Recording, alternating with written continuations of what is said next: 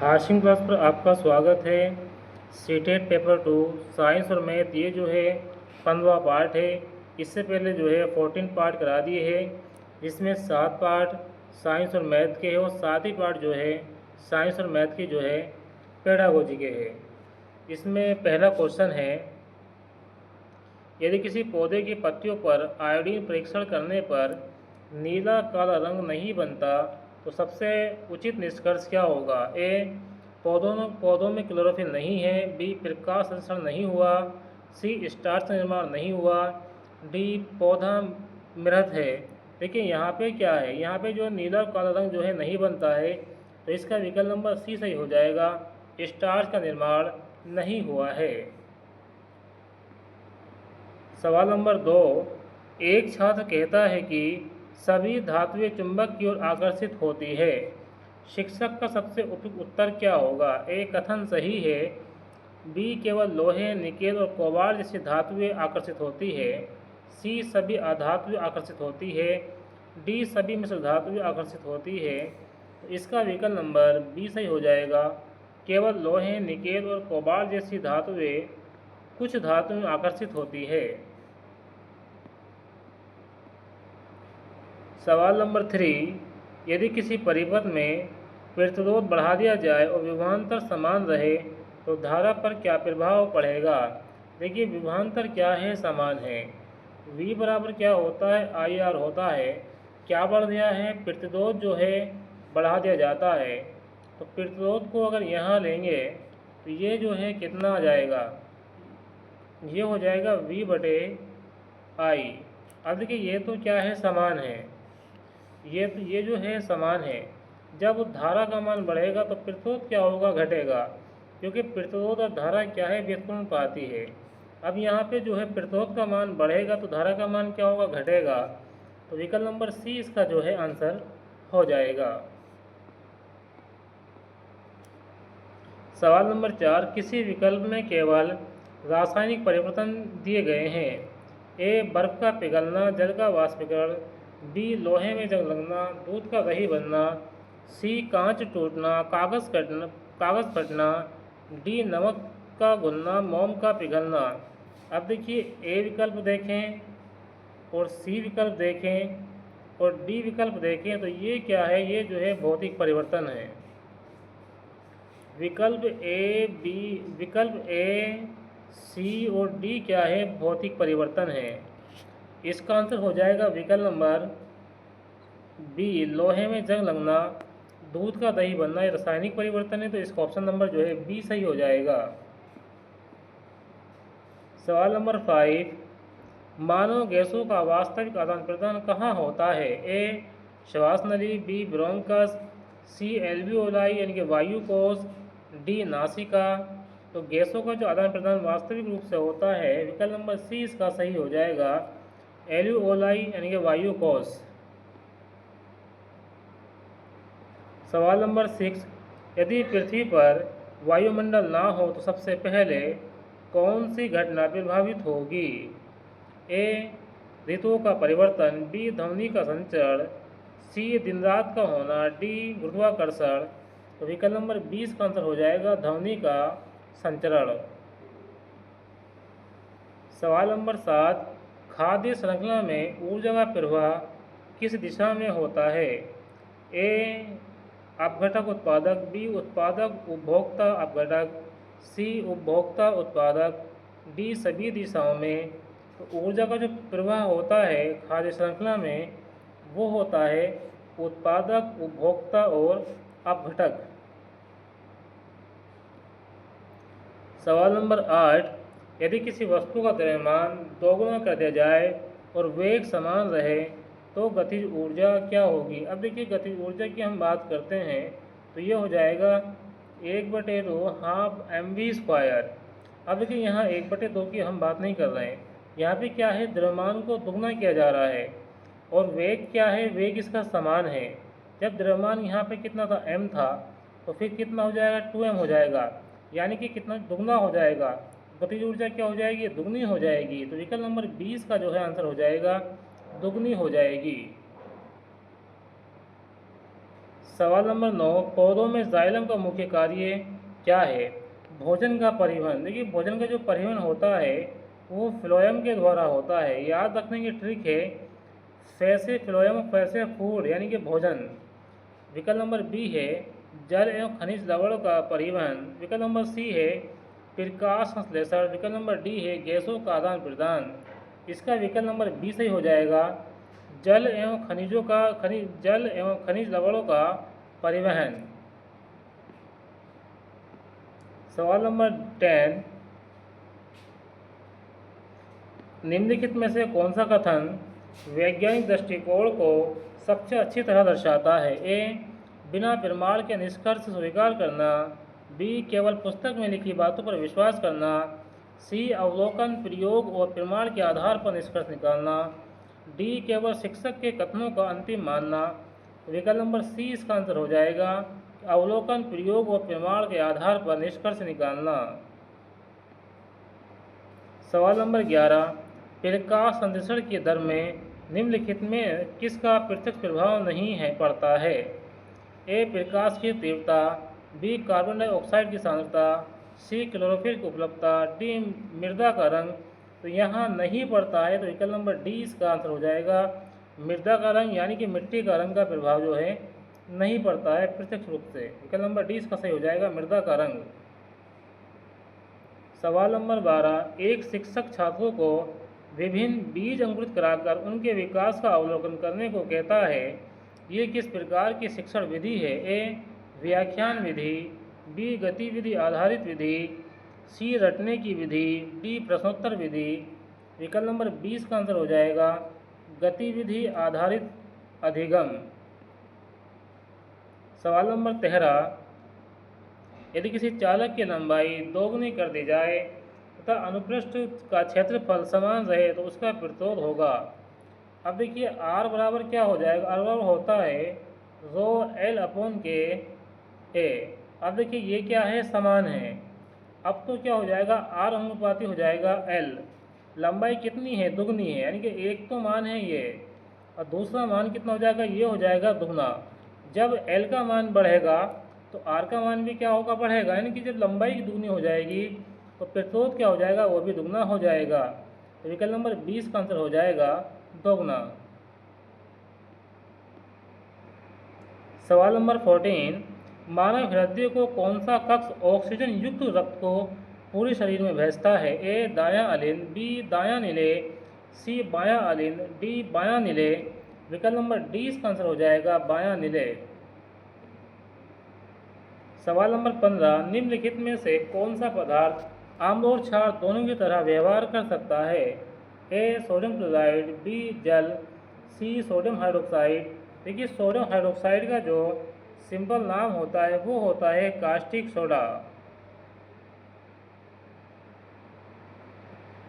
D, hydrochloric अम्ल। इसका answer हो जाएगा H2O, जल।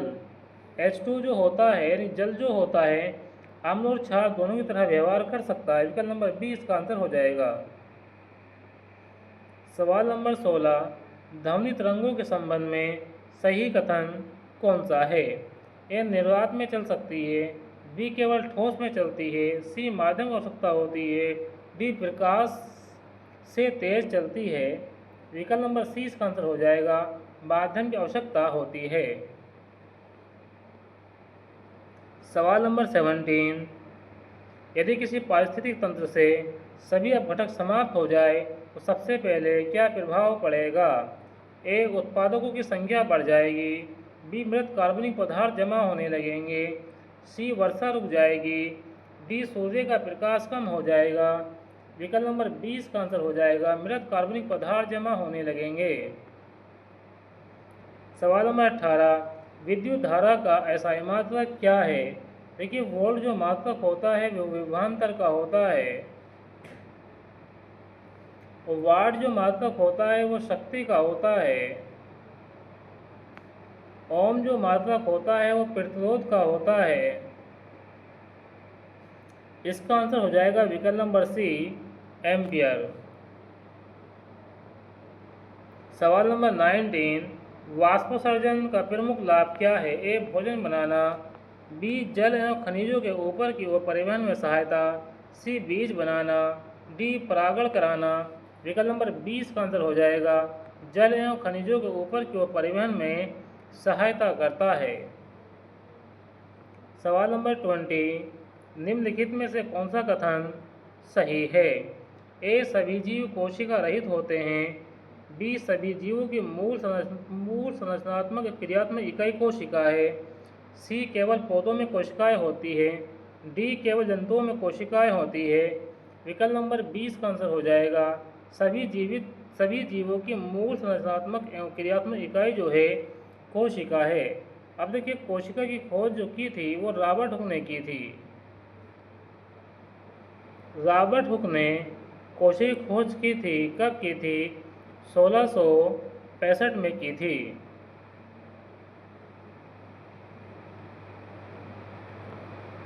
सवाल नंबर 21, किसी पौधे के कई दिनों तक अंधेरे में रखने के बाद उसकी पत्ती पर आयोडीन परीक्षण कराने पर नीला काला रंग नहीं बनता है, इसका मुख्य कारण क्या है? ए पत्ती में क्लोरोफिल नष्ट हो गया, बी प्रकाश के अभाव में स्टार्च का निर्माण नहीं हुआ, सी पौधों ने जल का अवशोषण बंद कर दिया, डी पत्ती में ऑक्सीजन नहीं बने हैं। विकल्प नंबर 20 का आंसर हो जाएगा प्रकाश के अभाव में स्टार्च का निर्माण नहीं हुआ। सवाल नंबर 22, यदि किसी चालक में विभवांतर दोगुना कर दिया जाए और प्रतिरोध स्थिर हो तो धारा होगी। देखिए विभवांतर कितना है? दोगुना है, प्रतिरोध स्थिर है तो धारा होगी। अब देखिए V बराबर जो होता है वो IR होता है, ये जो है फॉर्मूला है। यदि विभवांतर पहला जो विभवांतर तो V है और इसमें धारा कितनी है? इसमें धारा क्या है? I है।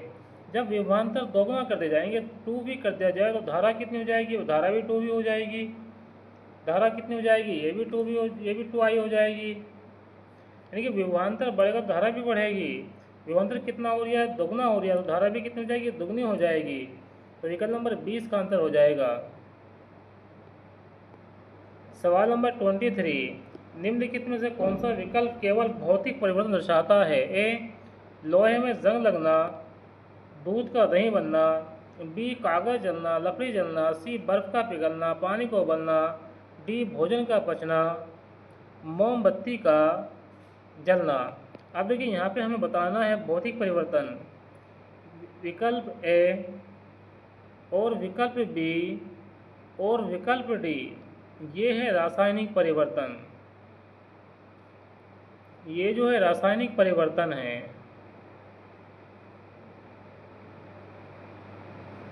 इसका आंसर हो जाएगा विकल्प नंबर सी बर्फ का पिघलना पानी का उबलना। ये क्या है? भौतिक परिवर्तन है। तो विकल्प नंबर सी इसका आंसर हो जाएगा।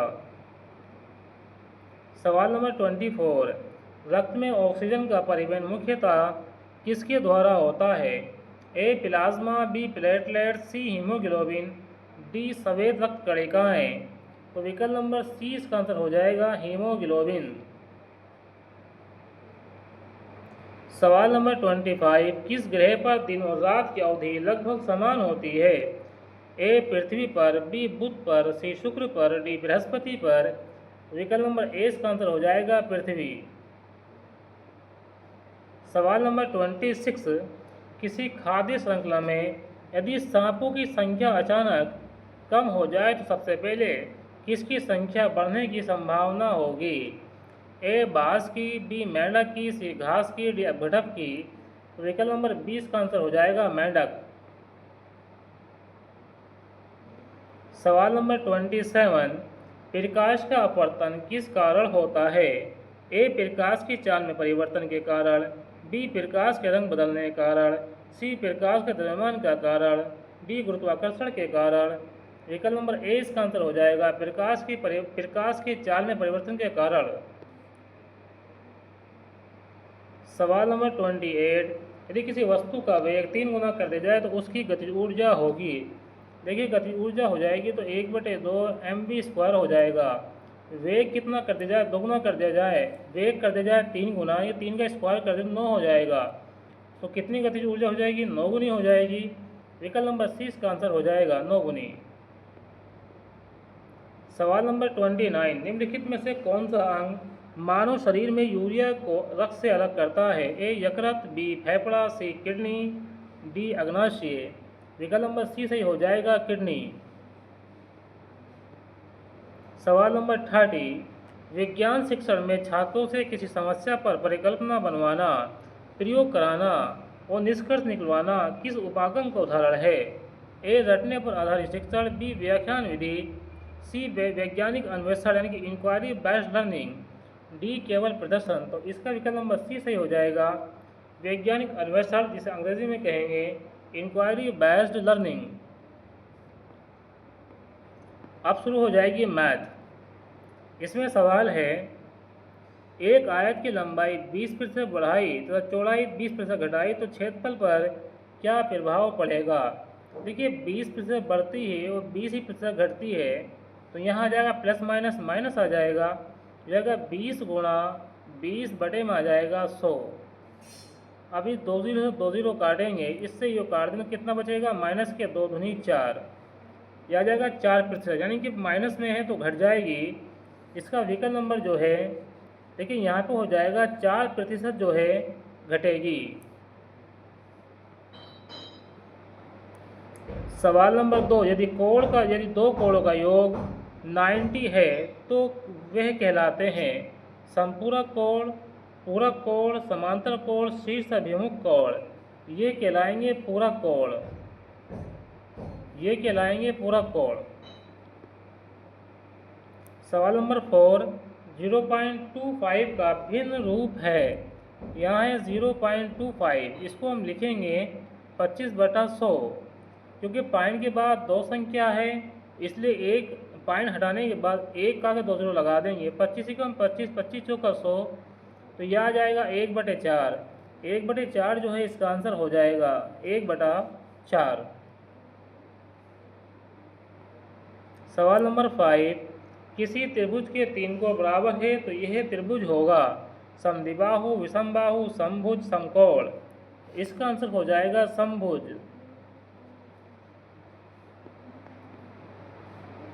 सवाल नंबर 6, यदि किसी संख्या का एलसीएम और एचसीएफ समान है तो संख्याएं अभाज्य होगी, दोनों संख्याएं समान होगी, दोनों सम होंगी, दोनों विषम होंगी। तो इसका आंसर विकल्प नंबर 2 सही हो जाएगा, दोनों संख्याएं समान होगी। सवाल नंबर 7, वृत्त की त्रिज्या दोगुनी कर दी जाए तो क्षेत्रफल होगा। देखिए क्षेत्रफल जो होता है वृत्त का वो होता है πr²। अब त्रिज्या कितनी कर दी जाए? त्रिज्या करती जाए दोगुनी, तो ये हो, देखिए दोगुनी करेंगे तो ये हो जाएगा 2 का स्क्वायर, r है यहाँ हो जाएगा 2 का, यहाँ हो जाएगा 2r का स्क्वायर, तो ये हो जाएगा 2 दूनी 4r का स्क्वायर, कितनी हो जाएगी? 4 गुनी। देखिए यहाँ केवल r² था, यहाँ 4r² है, कितनी हो गई? 4 गुनी हो जाएगी, तो यहाँ आंसर आ जाएगा 4 गुनी। सवाल नंबर 8, निम्न में से कौन परिमेय संख्या है? √2, पाई, √49, √5। तो √49 जो है इसमें परिमेय संख्या हो जाएगी। सवाल नंबर 19, 15% 0.15 तथा 3/20 में क्या संबंध है? देखिए यहाँ 15% था, इसको लिख सकते हैं 15/100। डिवाइड करेंगे 5 या 15 और 5 दूनी 10, ये हो जाएगा 3/20, और यहाँ लिखा हुआ 0.15, देखिए यहाँ लिखा 0.15। अब पॉइंट हटाएंगे तो ये हो जाएगा 15/100, 5 या 15 और 5 दूनी 10, 0, तो ये हो जाएगा 3/20, और आगे दे रखा है 3/20, यानी ये भी 3/20 है, यहाँ भी 3/20 है, और यहाँ भी 3/20 है। तो क्या है? ये सब तीनों जो है बराबर है, तो इसमें दे रखा है इसमें तीनों बराबर है, तो यहाँ आंसर हो जाएगा विकल्प नंबर 2, तीनों बराबर है। सवाल नंबर 10, किसी घन की भुजा 3 गुना कर दी जाए तो आयतन होगा। देखिए घन का आयतन हो जाएगा भुजा की घात 3। अब भुजा कितनी है? 3 गुनी है। भुजा कितनी है? 3 गुनी है, तो यहाँ 3 का क्या कर देंगे? अब भुजा 3 गुनी है तो इस पे पूरे पे क्यूब कर देंगे, 3 तिया 9, 9 तिया 27, तो कितनी हो जाएगी, ये हो जाएगी 27 गुनी। तो यहाँ आ जाएगा आंसर 27 गुनी।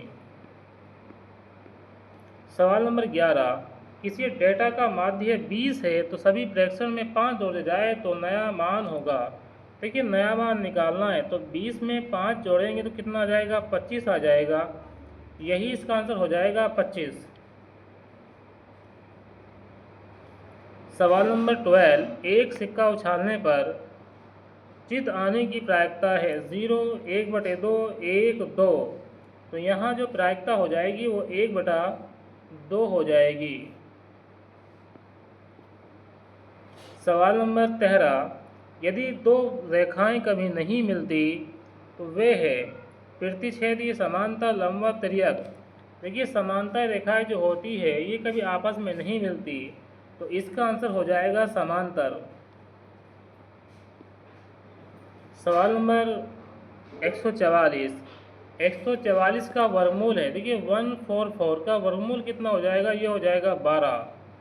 तो 12 जो है इसका आंसर आ जाएगा। सवाल नंबर 15, 25% की छूट के बाद 600 रुपये का मूल्य है, तो मूल मूल्य क्या था। अब देखिए यहाँ जो मूल्य है वो कितना रुपये है, 600 रुपये है। तो यहाँ हो जाएगा x गुणा, अब देखिए 25% क्या है, छूट है, तो 100 में से कर देंगे 25 को माइनस, तो ये हो जाएगा 75, 75 बटे हो जाएगा 100। अब इसको अगर डिवाइड करें तो 25 दिया 75 और 25 चौका 100, 3 दूनी 6, तो ये हो गया 200 गुणा 4, कितना हो गया 800 रुपये। तो यहाँ इसका आंसर आ जाएगा 800 रुपये।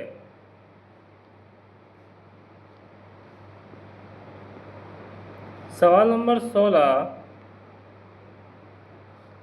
किसी त्रिभुज का एक बाह्यकोण बराबर होता है तीनों अंत्य कोणों के योग के, 2 सम्मुख अंत्य कोणों के योग के, 1 अंत्य कोणों के 180 डिग्री। तो इसका आंसर हो जाएगा 2 सम्मुख अंत्य कोणों के योग के, ये इसका आंसर हो जाएगा। सवाल नंबर 17, यदि किसी संख्या का 40% बराबर 80 है तो संख्या होगी। देखिए संख्या को x मानेंगे तो हो जाएगा 40/100 बराबर हो जाएगा 80। इसको डिवाइड करेंगे, इस 0 से 0 कट गया, 4 दूनी 8, तो ये हो जाएगा 100 गुणा 2 बराबर आ जाएगा 200। तो इसमें जो है 200 इसका आंसर हो जाएगा। सवाल नंबर 18, 2, 4, 8, 16, 72 किस प्रकार का क्रम है। समांतर श्रेणी, गुणोत्तर श्रेणी, प्राकृतिक संख्या, अभाज्य संख्या। देखिए यहाँ है 2, 4, 8, 16, 32, यहाँ देखें तो गुणा हो रही है, 2 दूनी 4, 4 दूनी 8, 8 दूनी 16, 16 दूनी 32, तो ये हो जाएगी, ये हो जाएगा गुणोत्तर श्रेणी।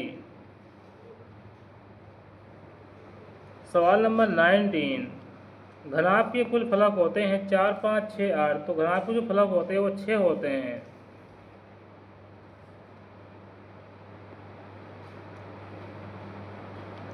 सवाल नंबर 20, यदि किसी आयत का परिमाप निश्चित नहीं है तो अधिकतम क्षेत्रफल किस परिस्थिति में होगा। लंबाई अधिक, चौड़ाई अधिक, वर्ग बनाने पर, कोई निश्चित नहीं, तो ये हो जाएगा वर्ग बनाने पर।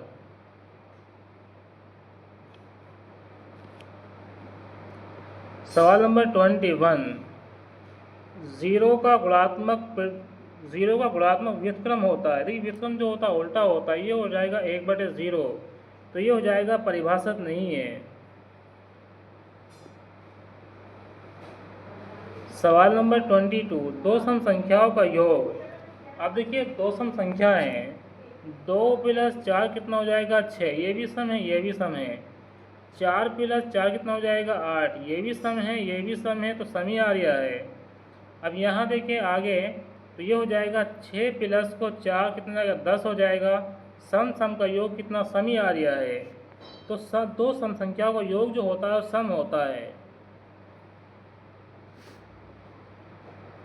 सवाल नंबर 23, यदि कि संख्या को 100% बढ़ाया जाए तो नई संख्या होगी आधी, दोगुनी, तीन गुनी, चार गुनी। तो ये हो जाएगी दोगुनी, ये हो जाएगी दुगनी। सवाल नंबर 24, 1 लीटर कितने मिलीलीटर होते हैं? देखिए 1 लीटर जो होते हैं वो 1000 मिलीलीटर होते हैं। तो 1000 मिलीलीटर इसका आंसर हो जाएगा। सवाल नंबर 25, समकोण का माप। देखिए समकोण का माप, समकोण जो होता है वो 90 डिग्री का होता है। तो यहाँ हो जाएगा 90 डिग्री। सवाल नंबर 27, किसी संख्या का वर्ग हमेशा ऋणात्मक, धनात्मक या शून्य, केवल विषम, केवल सम। देखिए वर्ग की बात चल रही है। अगर -3 का हम वर्ग कर दें तो ये कितना हो जाएगा? प्लस के 9 हो जाएगा। अगर 2 का वर्ग कर दें तो कितना हो जाएगा? 4 हो जाएगा। यानी कि सम होता है या फिर शून्य हो जाएगा। तो इसका धनात्मक या शून्य, यानी कि प्लस में आएगा या फिर शून्य हो सकता है। वर्ग जो होता है हमेशा या धनात्मक या शून्य होगा। सवाल नंबर 28, यदि किसी वृत्त का व्यास 14 सेंटीमीटर है तो त्रिज्या होगी। देखिए व्यास जो होता है त्रिज्या का दोगुना होता है। तो व्यास कितना है? 14 है। त्रिज्या कितनी हो जाएगी? 2 से भाग देंगे, 2 सत्ते 14, कितनी हो जाएगी? 7 सेंटीमीटर हो जाएगी। तो 7 सेंटीमीटर जो हो जाएगी वो त्रिज्या हो जाएगी। सवाल नंबर 29, 3:5 बराबर 24:x है तो x का मान होगा। देखिए यहाँ हमें x का मान निकालना है। यहाँ है 3:5 बराबर हो जाएगा 24:x। इसको हम लिख सकते हैं 3/5 बराबर हो जाएगा 24/x। इसको जब डिवाइड करेंगे तो देखिए हमें x का मान निकालना है। तो x यहाँ ले लेंगे, हो जाएगा 5 गुणा 24 बटे में कितना आ जाएगा?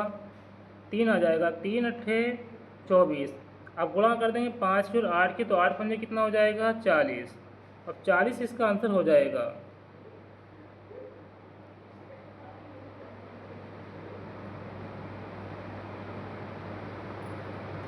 सवाल नंबर 30, सीटेट में गणित पढ़ाते समय सबसे प्रभावी शिक्षण रणनीति कौन सी मानी जाती है? केवल सूत्र याद कराना, केवल व्याख्यान विधि, गतिविधि और समस्या समाधान आधारित शिक्षण, केवल अभ्यास प्रश्न। तो इसका जो आंसर हो जाएगा वो हो जाएगा गतिविधि एवं समस्या समाधान आधारित शिक्षण। अब देखिए इसमें जो है 30 क्वेश्चन साइंस के हो गए, लगभग 30 क्वेश्चन जो है मैथ के हो गए। ये जो है पार्ट 15 है। इससे पहले हमने जो है 14 पार्ट करा दिए हैं, जिसमें 7 साइंस और मैथ के सब्जेक्ट के हैं और साथ ही 7 जो पार्ट है साइंस और मैथ के पेडागोजी के हैं। कुल मिला के 14 पार्ट इसमें हो चुके हैं और 15वां पार्ट जो है ये है। ये सीरीज़ हमारी जो है लगातार चल रही है, जो कि सीटेट के लिए बहुत ज़्यादा हेल्पफुल रहेगी। वीडियो को लाइक करें, अपने दोस्तों में शेयर करें, चैनल को सब्सक्राइब करना ना भूलें। मिलते हैं नेक्स्ट वीडियो में। Thanks for watching this video.